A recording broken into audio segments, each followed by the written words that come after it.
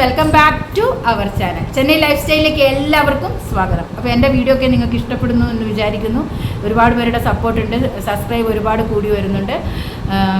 Viewers കുറച്ച് കുറവാണ്, എന്നാലും അത് നമ്മളെപ്പോഴും യൂട്യൂബ് തുടങ്ങുമ്പോൾ തന്നെ വ്യൂവേഴ്സ് കിട്ടണം എന്ന് വിചാരിക്കുന്നവർ, തുടക്കക്കാർക്ക് വേണ്ടിയാണ് ഞാൻ പറയണത്.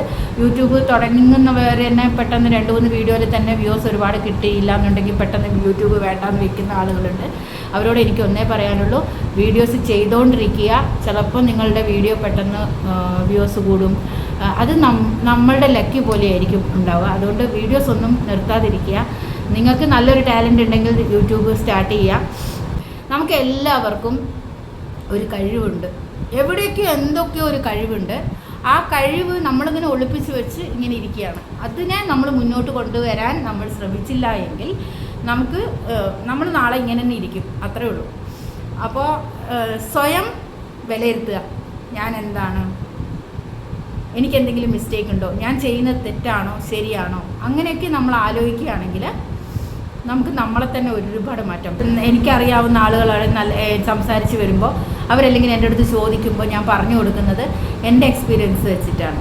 നീ ഇങ്ങനെ ചെയ്യുക, അല്ലെങ്കിൽ ഇതൊന്ന് മാറ്റി പിടിച്ച് നോക്ക്, അല്ലെങ്കിൽ ഇങ്ങനെ നോക്ക് എന്നൊക്കെ ഞാൻ പറയാറുണ്ട് എൻ്റെ ഫ്രണ്ട്സിൻ്റെ അടുത്തൊക്കെ. അപ്പോൾ ഞാൻ എന്നെ തന്നെ മാറ്റിയതുപോലെ നിങ്ങൾക്കും മാറ്റാൻ സാധിക്കട്ടെ.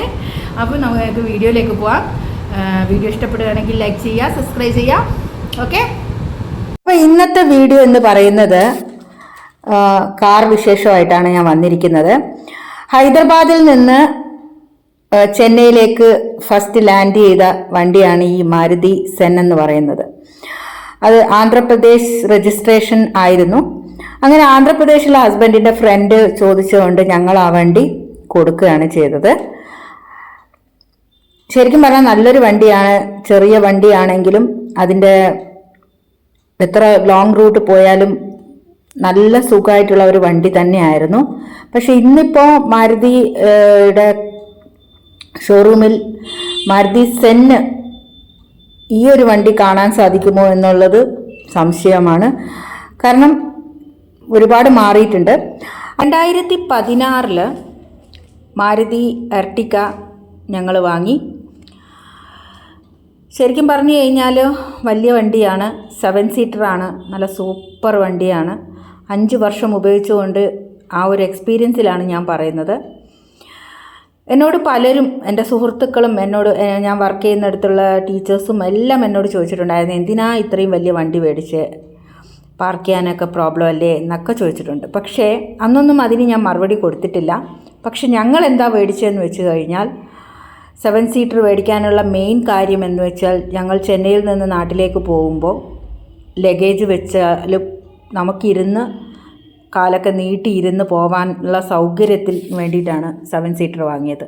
കാരണം ഞങ്ങളുടെ കയ്യിലുള്ള മാരുതി സെന്ന് ഹൈദരാബാദിൽ നിന്ന് ബാംഗ്ലൂർ വന്ന്, ബാംഗ്ലൂരിൽ നിന്ന് കേരളത്തിൽ, അങ്ങനെയായിരുന്നു ഞങ്ങൾ പോയിക്കൊണ്ടിരുന്നത്.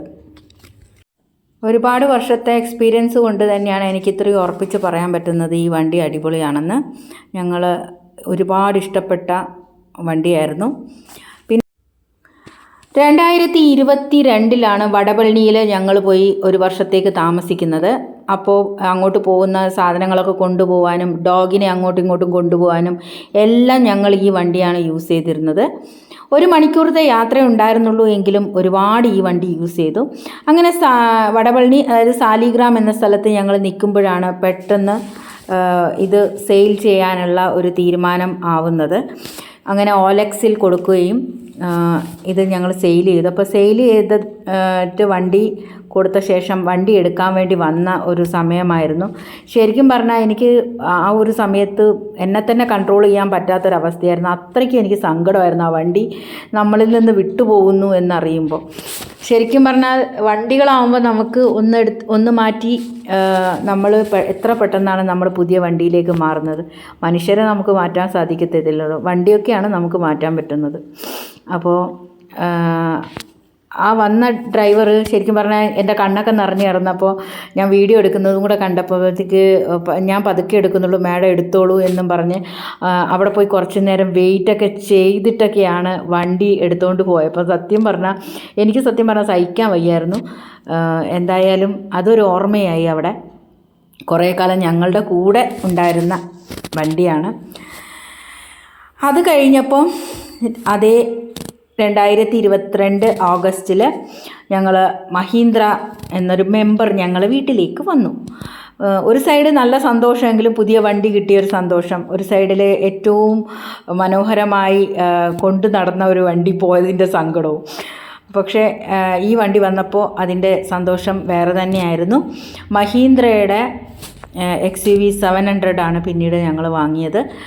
ശരിക്കും പറഞ്ഞാൽ ഹസ്ബൻഡിൻ്റെ ആഗ്രഹത്തോടുകൂടെ നടന്നൊരു സംഭവമാണ്.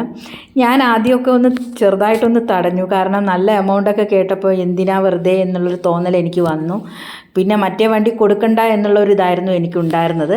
അതുകൊണ്ടാണ് ഞാൻ ആ സമയത്ത് എനിക്ക് അങ്ങനെ ഒരു ഇത് വന്നത്. എന്നാൽ കൂടെ അത് വണ്ടി ഞങ്ങളുടെ കയ്യിലെത്തി. ഓരോന്നിനും ഓരോ സമയമുണ്ടല്ലോ നമ്മളെ വണ്ടി നമ്മളെ കയ്യിൽ വരാനുമൊക്കെ.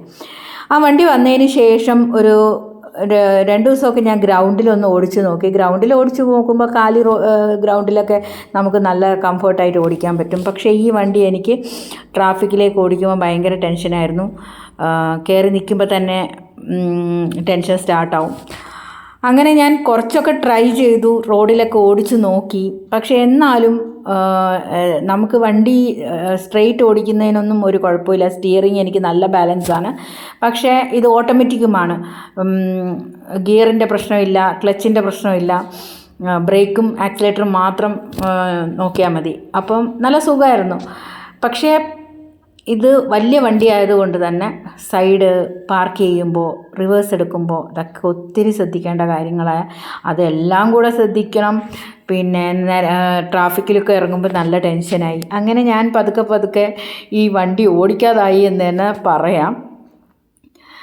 പക്ഷേ എനിക്ക് ഭയങ്കര ക്രേസി ആയിരുന്നു. എന്തായാലും ഞാൻ ഒരു ദിവസം ഈ വണ്ടി ഓടിക്കും. പക്ഷേ അത് കുറേ നന്നായിട്ട് പ്രാക്ടീസ് ആയതിന് ശേഷം മാത്രമേ ഞാൻ അതെടുക്കുകയുള്ളൂ എന്ന് ഞാൻ പ്ലാൻ ചെയ്ത് വെച്ചിരിക്കുകയാണ്. പക്ഷേ ഈ ഗ്രൗണ്ടിൽ എനിക്കന്ന് നന്നായിട്ട് ഓടിക്കാൻ സാധിച്ചു. നമുക്ക് ഗ്രൗണ്ടിലല്ലല്ലോ ഓടിക്കേണ്ടത്, പുറത്താണല്ലോ ഓടിക്കേണ്ടത്. അപ്പോൾ റോഡിൽ അത്രയും കോൺഫിഡൻ്റ് ഇല്ലെങ്കിൽ നമ്മൾ എടുക്കാതിരിക്കുന്നത് തന്നെയാണ് നല്ലത്. ശരിക്കും പറഞ്ഞാൽ കാറിനെക്കുറിച്ച് ശരിക്കുള്ള എല്ലാം പഠിച്ചതിന് ശേഷം നമ്മൾ വണ്ടി എടുക്കുന്നതാണ് ഏറ്റവും നല്ലതെന്നാണ് എനിക്ക് തോന്നിയിട്ടുള്ളത്. എൻ്റെ ഒരു എക്സ്പീരിയൻസിൽ ഞാൻ പറയുകയാണെങ്കിൽ നമ്മൾ ആദ്യം പാർക്കിങ്, റിവേഴ്സ്, അങ്ങനെയുള്ള കാര്യങ്ങളൊക്കെ പഠിച്ചതിന് ശേഷം വണ്ടി പഠിക്കുന്നതാണ് കുറച്ചും കൂടെ ഉത്തമം എനിക്ക് തോന്നിയിട്ടുണ്ട്. കാരണം പലപ്പോഴും പലർക്കും പ്രശ്നം വരുന്നത് റിവേഴ്സ് എടുക്കുമ്പോഴും സൈഡിൽ ഒതുക്കുമ്പോഴും ഒതുക്കി എടുക്കാനാണ്. പക്ഷേ ഹസ്ബൻഡ് പറയാമെന്ന് വെച്ചാൽ ഓടിച്ചാണ് പഠിക്കുന്നതെന്നാണ് പറയുന്നത്. ശരിയാണ്, അങ്ങനെയും അതും ശരിയാണ്. ഓടിച്ച് തന്നെയാണ് നമ്മളെല്ലാം പഠിക്കുന്നത്. പക്ഷേ എന്താണെന്നറിയില്ല, ഈ വണ്ടി കാണുമ്പോൾ സത്യം പറഞ്ഞാൽ എനിക്ക് വേണ്ടിയിട്ടാണ് ഹസ്ബൻഡ് ഇത് ഓട്ടോമാറ്റിക് വണ്ടി മേടിച്ചത്. മാനുവൽ വേണ്ട, മാനുവൽ ഉണ്ട്, ഇതിൽ മാനുവലും ഉണ്ട് ഓട്ടോമാറ്റിക്കും ഉണ്ട്, രണ്ടും ഉണ്ട്. നമുക്കത് മാറ്റി എടുക്കാവുന്നതേ ഉള്ളൂ. പക്ഷേ ഓട്ടോമാറ്റിക് നല്ലതാണ്, ലേഡീസിന് ഏറ്റവും സുഖം തന്നെയാണ്. പക്ഷേ വലിയ വണ്ടി എന്നുള്ളൊരു പ്രശ്നം മാത്രമേ ഉള്ളൂ. എന്തായാലും എർട്ടിക്ക പോയതിന് ശേഷം ഈ വണ്ടി വന്ന് ഒരു 2 മാസമോ ഒക്കെ ആവുമ്പോൾ തന്നെയും അതിനെ ഞാൻ സ്നേഹിച്ചു തുടങ്ങി. അതായത് എനിക്കുള്ളതാണ്. നമ്മുടെ വീട്ടിലെ ആളുകളെ മാത്രമൊന്നുമല്ല, എനിക്ക് ഇങ്ങനെയുള്ള നമുക്ക് യൂസ് ചെയ്യുന്ന സാധനങ്ങളോടും ഭയങ്കര സ്നേഹമാണ്. എനിക്ക് അതിനോടൊരു ഭയങ്കര സ്നേഹമാണ്. അത് വീടായാലും കാറായാലും, ഇപ്പോൾ എനിക്കൊരു ഡോഗുണ്ട്, അതിനോടായാലും ഒരു ഭയങ്കര സ്നേഹമാണ്. അങ്ങനെ 2025 ഏപ്രിൽ, അതായത് ഈ വർഷം, ഒരു പുതിയ അതിഥി കൂടെ നമ്മൾ വീട്ടിലേക്ക് വന്നിട്ടുണ്ട്. അതിൻ്റെ വിശേഷങ്ങളുമായിട്ട് ആ ഒരു സർപ്രൈസൊക്കെ ആയിട്ട് ഞാൻ പിന്നീട് വരുന്നതായിരിക്കും. അതുവരെ ഇപ്പോൾ ബൈ പറയുകയാണ്. എൻ്റെ വീഡിയോ ഇഷ്ടപ്പെടുകയാണെങ്കിൽ ലൈക്ക് ചെയ്യുക, സബ്സ്ക്രൈബ് ചെയ്യുക. അടുത്ത വീഡിയോയിലൂടെ കാണാം. ബൈ.